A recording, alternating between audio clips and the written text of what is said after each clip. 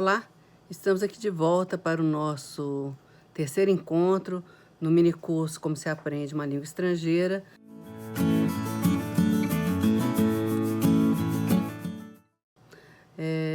A cada dia eu gravo de um espaço diferente no meu escritório, porque eu estou em busca de algum lugar em que possa haver menos sombra no meu rosto.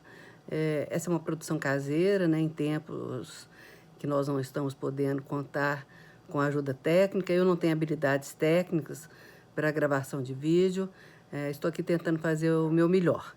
Para quem está curioso, aquela escada que vocês veem ao fundo é uma escadinha que eu fiz para que meus gatos possam subir e passear no alto da estante. Hoje não vai ter nenhum gato, porque eu fechei a porta, não para eles não entrarem, mas para a gente ter menos barulho e a luz de fora fazer menos estrago no vídeo.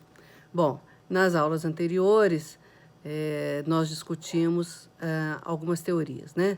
Na primeira aula, a gente discutiu o que é teoria, o que é método, e também discutimos algumas teorias de aprendizagem que ajudaram no entendimento de como se adquire ou como se aprende uma língua estrangeira. Eu, da agora para frente, eu não vou fazer mais distinção entre o que é aprendizagem e o que é língua estrangeira. Na aula anterior, essa distinção foi feita, mas eu acabei me traindo pelo meu hábito de falar mais aprendizagem do que aquisição, né? Porque no nosso encontro anterior, nós discutimos algumas teorias de língua e algumas teorias de aquisição. E ao abordar a teoria de Krashen, eu falei dessa distinção, mas mesmo enquanto eu falava sobre Krashen, eu acabei usando aprendizagem. Eu uso indistintamente aprendizagem e aquisição, né? Uso mais a palavra aprendizagem, mesmo quando ela tem um significado de aquisição. Então, hoje, nós vamos falar de alguns métodos de ensino. Eu quero deixar bem claro de que eu estou consciente de que hoje em dia a questão do método não é mais vista como uma coisa muito relevante na área de linguística aplicada.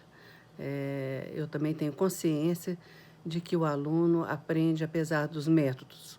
No entanto, como eu me propus a falar de métodos, hoje eu vou falar dos 4 métodos que impactaram o ensino de línguas estrangeiras. Ao final, eu vou fazer uma reflexão sobre essa questão de método. Então, nós vamos começar com o primeiro método de ensino de línguas, que é o famoso método de gramática e tradução. Muitas vezes a gente fala, fulano trabalha com gramática e tradução, mas talvez não trabalhe com o que se considerava mesmo um método de gramática e tradução, né? A gente focar a gramática, ensinar a gramática, não necessariamente estamos ensinando por meio do método considerado método de gramática e tradução.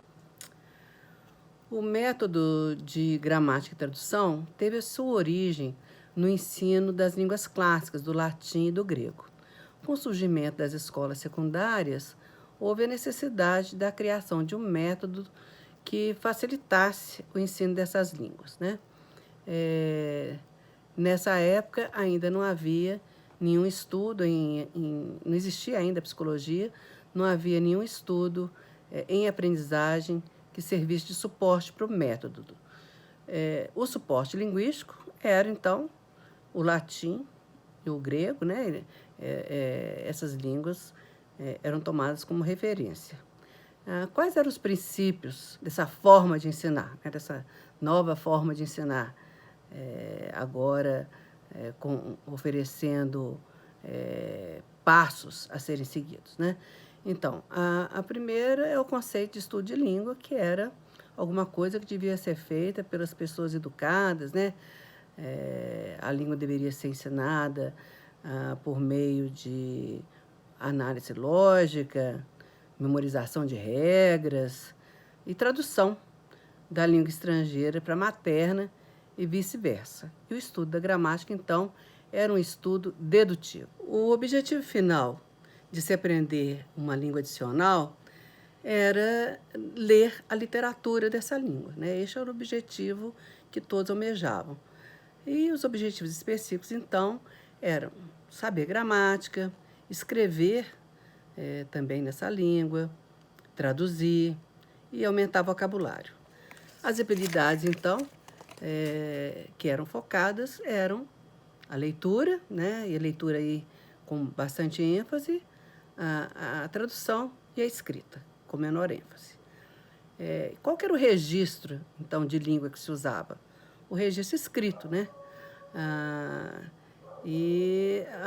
Usavam-se também frases mais simples, né? Já que o objetivo era chegar no ensino secundário, partiam de frases soltas, frases exemplificatórias. O conceito de cultura presente nesse método é o estudo da literatura e da história. Vamos então agora falar quais eram as etapas de uma aula usando o método de gramática e tradução.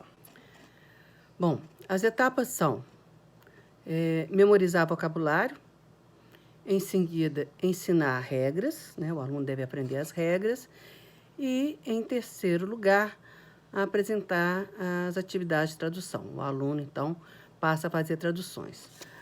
O apoio de material nesse período são os livros didáticos, né? Começam a surgir então os livros didáticos. E quais são as atividades que são usadas numa sala que trabalha com a gramática e a tradução? Então, as atividades vão ser a memorização de regras, a partir de frases que exemplificam essas estruturas, as listas de palavras, a aplicação de regras em exercícios escritos, com ênfase na ordem da palavra, na concordância e a tradução de frases, né? E qual que era a atitude do professor em relação aos erros? O professor deveria corrigir os erros. E o aluno, o papel dele é de seguir as orientações do professor, porque o professor, então, é a autoridade e o aluno deve seguir as suas instruções.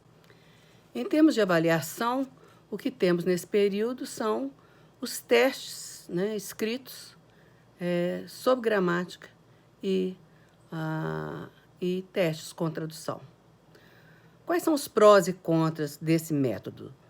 Bom, ele pode ser usado com turmas grandes. Os livros, eles têm uma gradação de dificuldade, vão das coisas mais simples para as mais difíceis. E o uso das frases exemplificando as regras eram muito mais simples do que as frases até então utilizadas, ou os textos utilizados que vinham dos grandes autores. O que nós temos a criticar, né? O que a gente pode criticar nesse método? Primeiro, o negligenciamento da compreensão oral e da fala. Segundo, o fato de ignorar totalmente a comunicação, né? E o encorajamento de entender a língua como uma construção que vai de palavra a palavra. O vocabulário é aprendido de uma forma passiva, porque é por meio de memorização, né? Costumava-se apresentar listas de arcaísmos, de exceções, de conhecimentos filológicos, e a língua era vista de forma muito artificial. Em contraposição ao método de gramática e tradução, surge o método direto, que tem sua origem no século XVI com o movimento reformista, né? Ele também é chamado de método natural e ele surge por volta de 1870 com o princípio do ensino monolíngue, né? A língua passa a ser ensinada sem recorrer à tradução. Como apoio em termos de conceito de aprendizagem, a gente já viu isso no nosso primeiro encontro, surge então o conceito de associacionismo, né, que é essa ideia de que a gente aprende por meio de associações. E na linguística, o suporte que o método encontra na linguística é essa noção de língua como uma coisa natural, compartilhada por todos os seres humanos, né?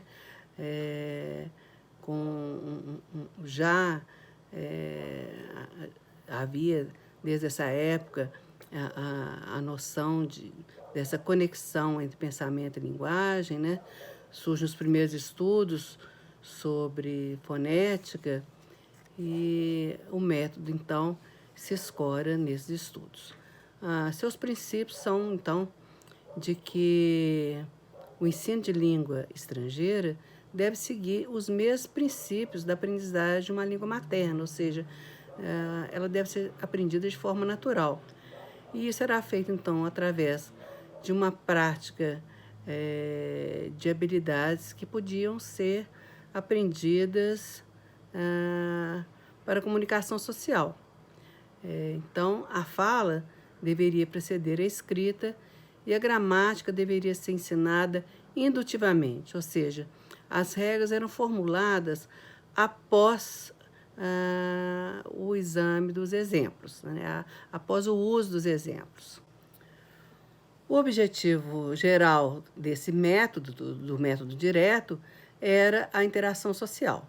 Os específicos eram aprender a pensar na língua estrangeira, desenvolver habilidades de leitura através da prática da fala, aprender pronúncia, escrever na língua estrangeira e aprender sobre a cultura desta língua.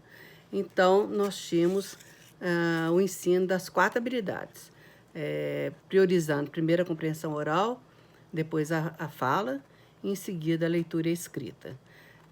E o registro, então, de língua deveria ser a língua oral padrão. E a língua materna não tinha nenhum papel na sala de aula, né? Eu comecei a aprender, né? Estou aprendendo a língua até hoje, mas as minhas primeiras aulas, quando era menina de colégio, as minhas primeiras aulas foram com esse método. Depois eu aprendi também numa escola de idiomas por meio desse método. Não podia usar a língua estrangeira, aliás, não podia usar a língua materna de jeito nenhum, porque consideravam que se a língua materna fosse usada na sala de aula, ela poderia perturbar a aprendizagem dessa outra língua. Cultura passa a ser vista como estudo da geografia, da história e de outros valores culturais. Nessa época, a gente já tem mais materiais didáticos, né? Usam não apenas os livros didáticos, mas também objetos, gravuras, a própria sala de aula. O professor fazia muita mímica, muita pantomima. Eu não esqueço da minha professora apontando para o teto e falando, dando nome, apontando para o chão e falando, this is the floor. E quando a gente perguntava alguma coisa, fazia uma ginástica para poder explicar aquilo usando a própria língua. As etapas, então, eram apresentação de estrutura e de vocabulário, leitura, perguntas e respostas, exercícios tipo drill, né, de pronúncia, exercícios escritos de preencher lacunas, ditados e escrita de parágrafos. As atividades eram a prática oral da língua, baseada em situações ou tópicos através de repetição, de perguntas e respostas, a formulação de regras de gramática após esses exercícios, né? A leitura em voz alta e os exercícios escritos. Quanto aos erros, incentivava-se o aluno a se autocorrigir. Então, a correção era uma forma, a autocorreção era uma forma de se melhorar a aprendizagem. O professor era altamente envolvido no processo de aprendizagem, é ele que conduzia a sala, mas os alunos também participavam. A avaliação passa, então, a incluir os testes orais, já que a oralidade era uma ênfase, né, nesse método. E me diz, então, a competência comunicativa, como era entendida naquela época, né? O que nós temos de pró e de contra? As dificuldades eram graduadas, né? Isso é considerado como uma coisa positiva. Então, os positivos seriam essa graduação das dificuldades, o desenvolvimento da habilidade de fala desde o começo do curso, né? E a escrita também ensinada desde o começo, para ensinar os alunos ou ajudar os alunos a memorizar as palavras. O que a gente pode dizer contra, né? Da forma como isso acontecia? Primeiro, que a comunicação era artificial. Apesar de ter toda essa ideia de que a gente deveria ensinar a falar, as frases ainda eram muito artificiais, eram frases inventadas muito artificiais. Os professores precisavam ser muito fluentes, né, porque ele era o único modelo. Não era uma coisa legal para uma sala de aula grande. A leitura vinha como consequência da escrita, muita ênfase em vocabulário, às vezes um vocabulário inútil. Era uma aprendizagem também, um ensino um tanto quanto mecânico, era uma metodologia muito opressora. Eu me lembro, por exemplo, do professor dizer que era proibido usar o dicionário, a gente usava debaixo da carteira, escondido do professor, e muita ênfase na língua padrão, né? Após o método direto, nós temos o método audio-oral, audiolingual, né, que deu origem também ao método audiovisual. A sua história é da década de 40, né, durante a Segunda Guerra Mundial, e surge dessa necessidade de se aprender a falar uma língua rapidamente, e tem como origem, então, um programa de treinamento desenvolvido pelo exército americano. E após a guerra, né, com a ida de muitos imigrantes para os Estados Unidos, essa metodologia também foi muito utilizada. Como apoio, né, de uma teoria da aprendizagem, nós encontramos a teoria behaviorista, que nós já discutimos nos encontros anteriores. Então, a ideia de condicionamento clássico de Skinner, nessa ideia de estímulo e resposta, que leva à aprendizagem automática, né? A língua é vista, então, como aquisição de hábitos automáticos, é um comportamento observável, que a gente vê a mudança de comportamento,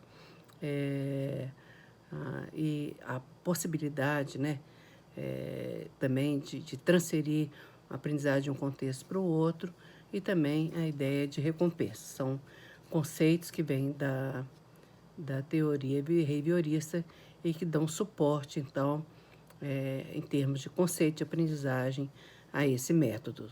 Em termos de apoio da linguística, nós temos, então, o conceito de que a língua é um conjunto de estruturas, né?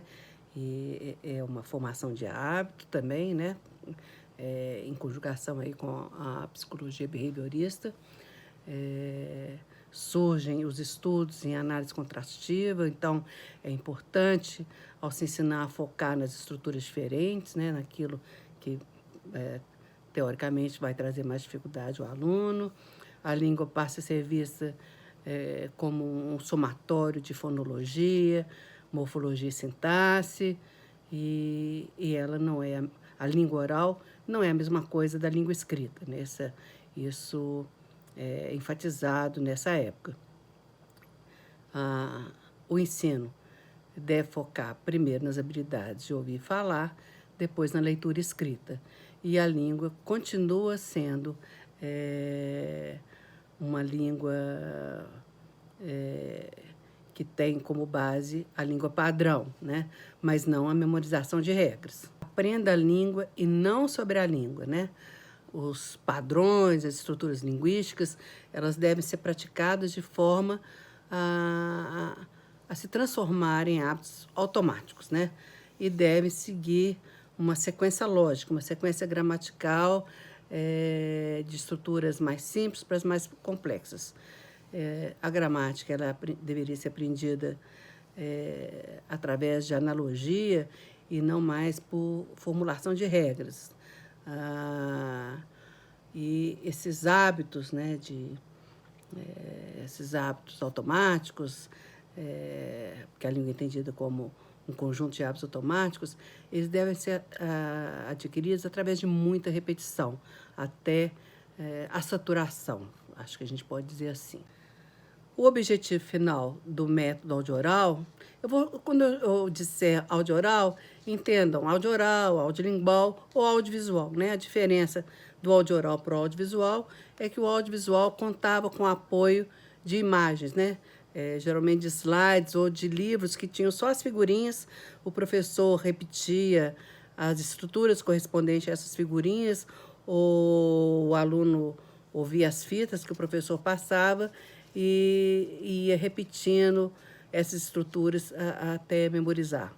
Então, o objetivo geral é criar hábitos automáticos para a comunicação, né? Hábitos automáticos de fala, e os específicos vão ser praticar a língua através de um material significativo, dominar as estruturas básicas, o som, a entonação, aprender a ordem das palavras, os sufixos, a função das palavras, concordância, e também aprender a cultura da língua. As habilidades focadas por esse método são a compreensão oral, a fala, a leitura e a escrita. O registro, então, é a língua oral, né? É a fala do dia a dia, são geralmente diálogos. A língua materna não tinha nenhum papel na sala de aula, né? Continuava essa ideia de que ela interfere na aprendizagem, e como cultura nós temos o conceito de estilo de vida, de comportamento cotidiano. O material, além do livro didático, nós tínhamos os manuais de exercícios, as fitas e os film strips, né? Que eram, eu mesmo trabalhei com isso, a gente tinha um projetor, o slide vinha, você não tinha slides geralmente um a um não, mas tinha uma fita que você ia rolando e aquilo ia sendo projetado. E surgiram nessa época também os laboratórios de línguas, né, para que o aluno ouvisse os áudios e repetisse. É aí que surgem os laboratórios. As etapas, então, do método são os diálogos ou as frases. Havia livros que continham apenas frases, outros eram diálogos. Os exercícios estruturais, né, através de muita repetição.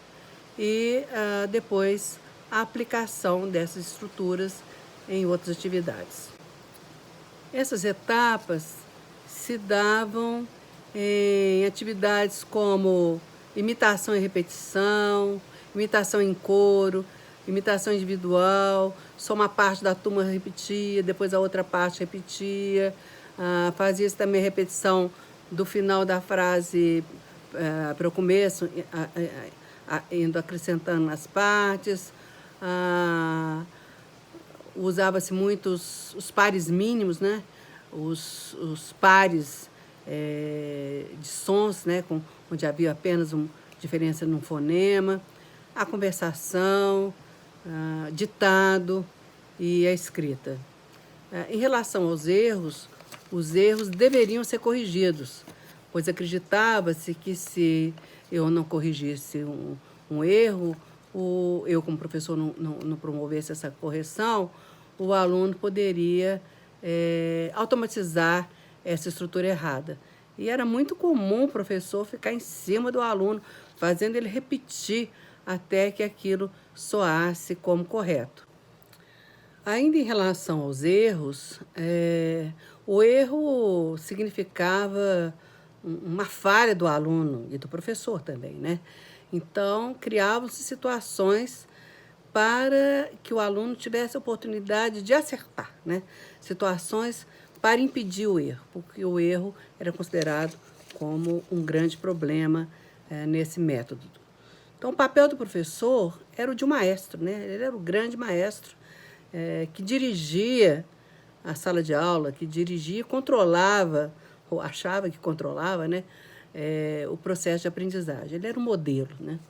E o papel do estudante era imitar, né? Imitar o professor como modelo ou as fitas que ele ouvia. Mas ele também interagia com o colega, mas sempre com o professor mandando ele dizer isso ou aquilo, né? Diga isso para o seu colega, responda isso para o seu colega. E, então, a maioria da interação ocorria com o professor ou mediada pelo professor. Em termos de avaliação, eram feitos testes orais e escritos, mas era muito comum os testes orais onde se pedia ao aluno para repetir as estruturas daquela lição que ele deveria ter memorizado, né? Então, a avaliação media o domínio de estruturas. O que nós temos de pró e contra esse método? Uma coisa que foi considerada como positiva foi o surgimento das gravações, né? Com falantes nativos sem sotaque, né?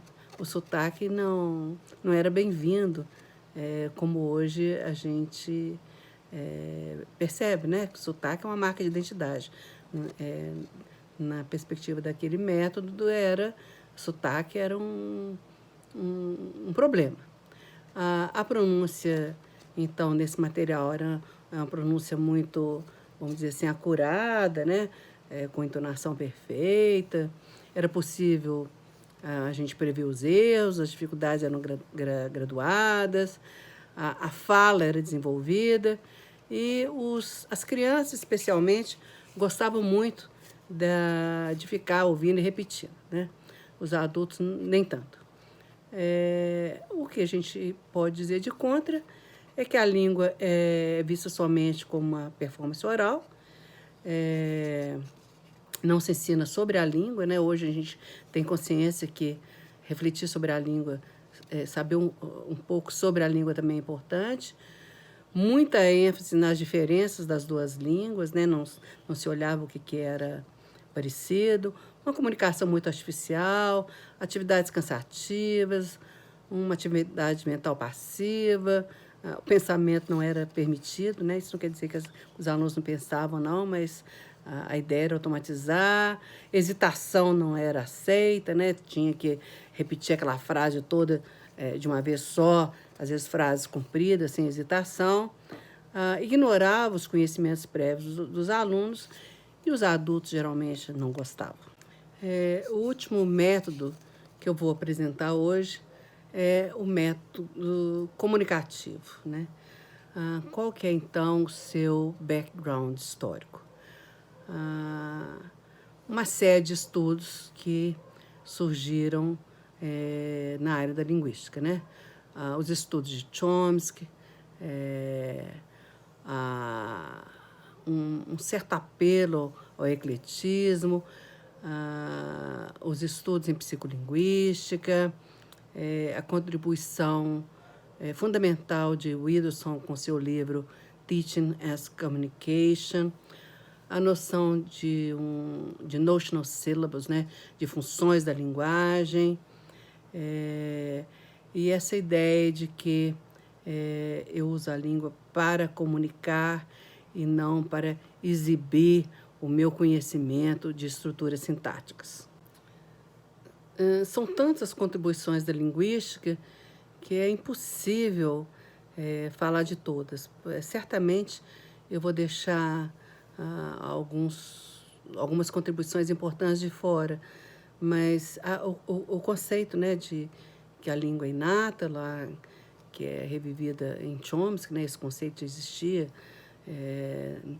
mas Chomsky revive isso de uma forma bastante elaborada, a sua ideia de competência e performance, a contribuição de Austin com o livro How to Do Things with Words, nessa noção de que a gente usa a língua para fazer alguma coisa.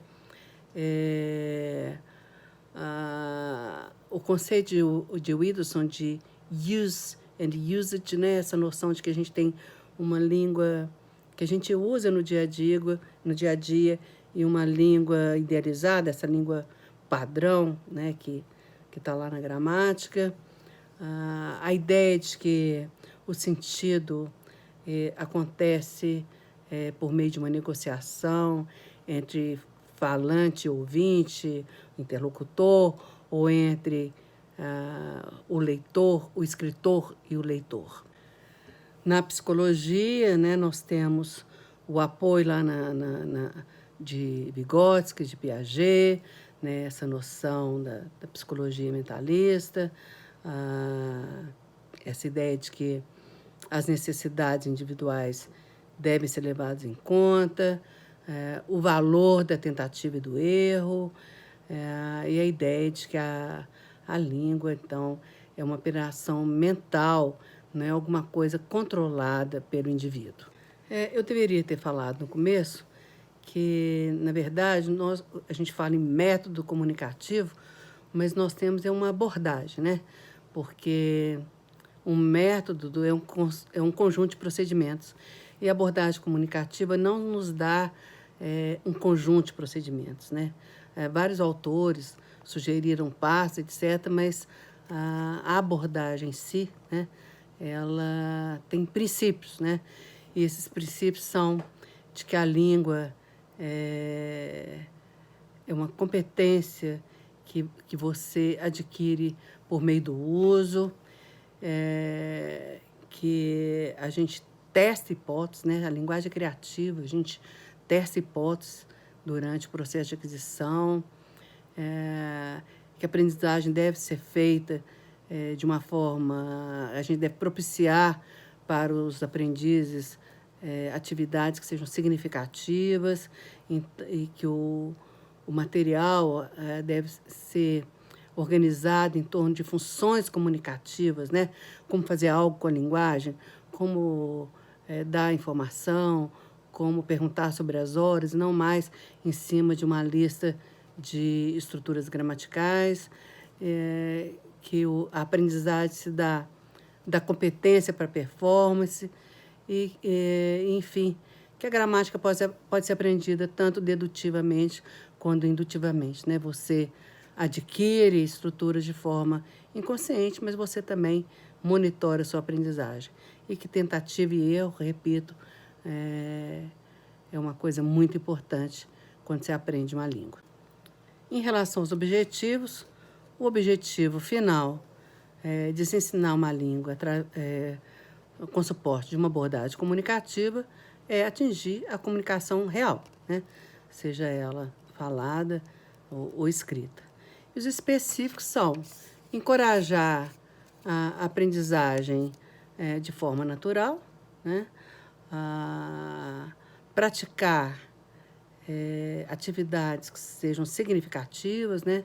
Que tragam a língua em contexto real, aprender sobre coesão e coerência, aprender funções, aprender sobre interações sociais, aprender como usar uma linguagem apropriada a este contexto ou aquele contexto, ou seja, saber que contextos diferentes podem exigir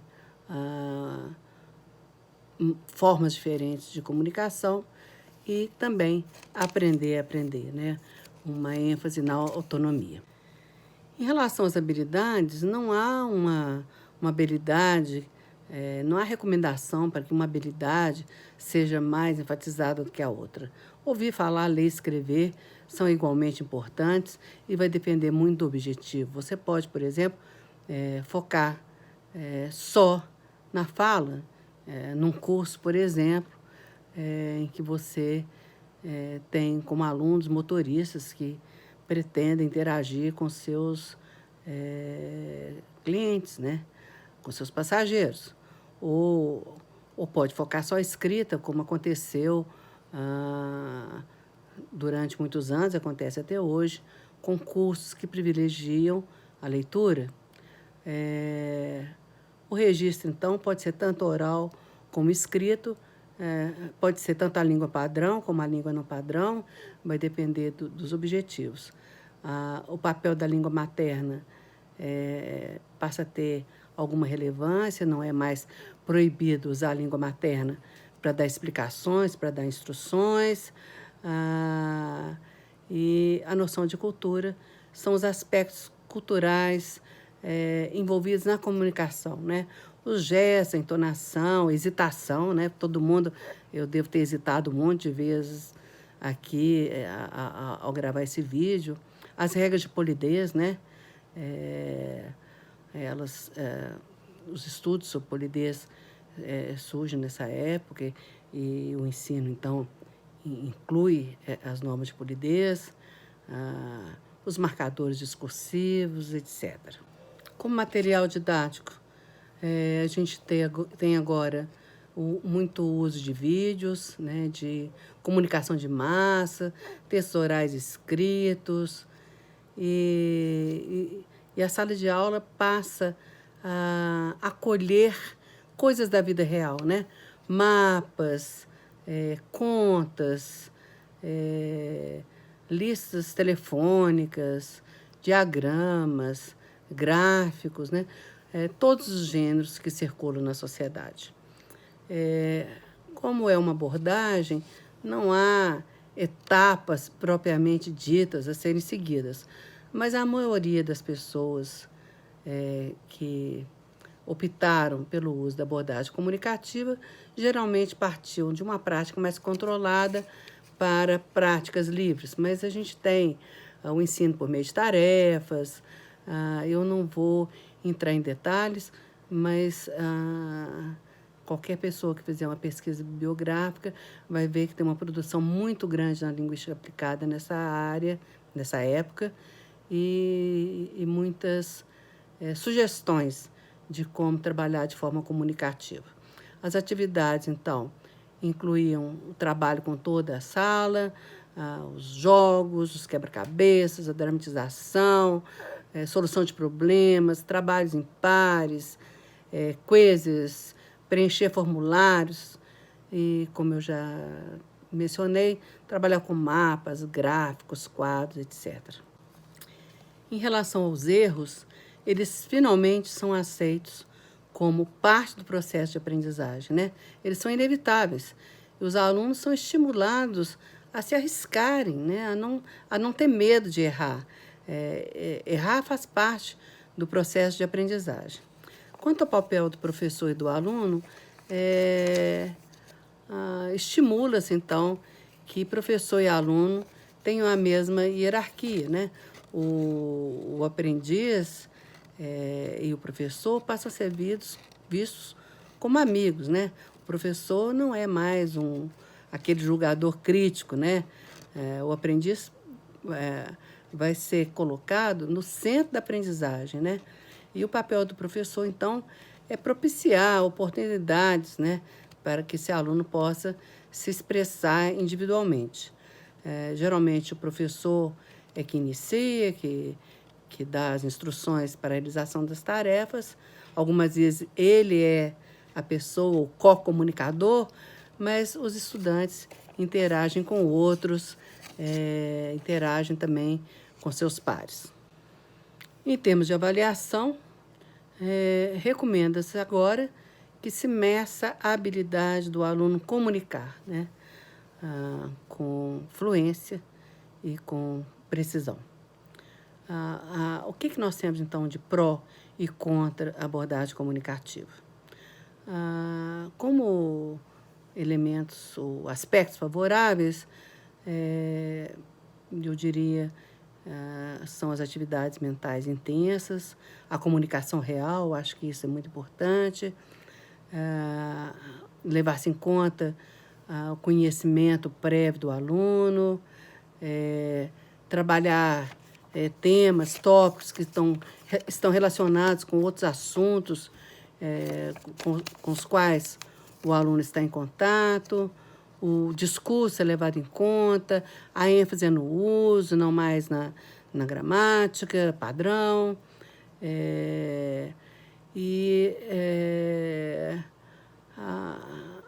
O fato da gente ter as práticas sociais de linguagem levadas para a sala de aula. Em termos de pontos negativos, talvez eu possa dizer que é muito difícil, né, você levar em conta a necessidade de todos os alunos em uma sala de aula. É difícil de você testar, né, ainda mais quando a gente tem aí o apoio de estudos que mostra que a aquisição é um processo longo. A gente precisa de um tempo maior para o ensino. O professor tem que adaptar todos os seus conhecimentos teóricos à prática. É importante que ele tenha um suporte teórico para entender bem essa abordagem. E não tem receitas, né? Não tem passo 1, passo 2, passo 3, né? Não tem bula, né? A outra coisa positiva, eu acho, que é ignorar a memorização. Mas eu devo admitir que muitas tarefas são difíceis para os iniciantes. Bom, chegamos ao final de nossa terceira aula e eu volto a dizer o que eu disse no início deste vídeo. Eu tenho consciência de que hoje o papel dos métodos foi muito minimizado, a sua relação de causa e efeito deixa de existir. A gente sabe que os alunos aprendem da forma como aprendem, não necessariamente porque o professor usou o método A, B, C ou D. Tenho consciência de que houve muitas reflexões no que foi chamado de era pós-método. Tenho consciência de que há muitas contribuições, como do ensino crítico de línguas, que muitos conceitos surgiram, mas acredito que cada um desses métodos, mesmo de gramática e tradução, pode ter alguma coisa que o professor queira utilizar na sala de aula. Como uma defensora de uma abordagem mais complexa, eu acho que nada é para ser julgado fora. A gente deve julgar fora aquilo que a gente acha que não faz sentido para nós, para os nossos alunos. Longe de mim querer dizer para qualquer professor como ele deve ensinar, que material ele deve usar, como ele deve fazer. Mas, apesar da linguística aplicada ter avançado muito nos últimos anos, eu acho que ela também deixou o professor um pouco desassistido ao fazer lindas reflexões sobre a formação do professor, o ensino e a aprendizagem, a sala de aula, mas ficou devendo ao professor algumas sugestões de atividades que podem ser bem-sucedidas em sala de aula. E aí, eu acho que uma grande contribuição que tem sido feita para as escolas é o Programa Nacional do Livro Didático. Todos os livros aprovados por esse programa, tanto para o ensino fundamental quanto para o ensino médio, e também, por que não, esses livros podem também ajudar aqueles que trabalham no ensino superior. Enfim, todos esses livros trazem atividades que podem ser usadas em sala de aula, que podem ser adaptadas, que podem servir de modelo é a palavra forte, né? Mas de sugestão de como trabalhar a língua na sala de aula. Muito obrigada e nos encontramos no próximo vídeo, onde nós vamos tentar responder a pergunta como se aprende uma língua estrangeira, mas dessa vez na perspectiva não dos teóricos, mas dos próprios aprendizes.